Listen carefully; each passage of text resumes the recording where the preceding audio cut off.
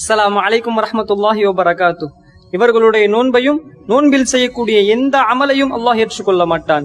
யார் ஒரு நோன்பு வைக்கிறாரோ அவர்களுடைய முன் செய்த அனைத்து பாவத்தையும் அல்லாஹ் மன்னித்து விடுகிறான், இவர் ஒருவரை தவிர.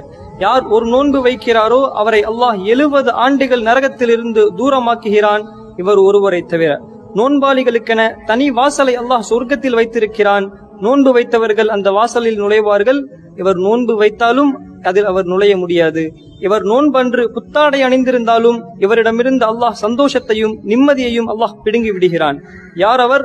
காத்திஉர் ரஹம், இரத்த உறவை முறித்து வாழக்கூடியவர். யார் 3 நாளைக்கு மேல் தன்னுடைய இரத்த உறவிடம் பேசாமல் இருக்கிறாரோ அவருடைய எந்த அமலையும் அல்லாஹ் ஏற்றுக்கொள்ள மாட்டான்.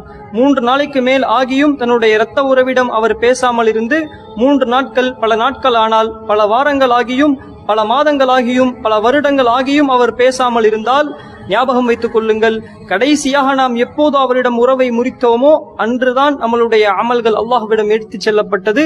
அதற்கு பிறகு எத்தனை நாட்கள் நாங்கள் பேசாமல் இருந்தோமோ அதில் எந்த அமலையும் அல்லாஹ் ஏற்றுக்கொள்ளவில்லை. யார் 3 நாளைக்கு மேல் ஆகியும் தன்னுடைய இரத்த உறவிடம் பேசாமல் இருக்கும் நிலையில் அவர் மரணித்தால் தஹலன் நார், அவர் நரகத்தில் நுழைகிறார். இது சஹீஹான ஹதீஸ். அல்லாஹ் நம் அனைவரையும் பாதுகாப்பானாக. இந்த நோன்பில் நம்மளுடைய அமல்கள் ஏற்றுக்கொள்ளப்பட வேண்டும் என்றால், தொழுகைகள், நோன்புகள் அல்லாஹ்விடம் ஒப்புக்கொள்ளப்பட வேண்டும் என்றால், நம்மளுடைய துஆ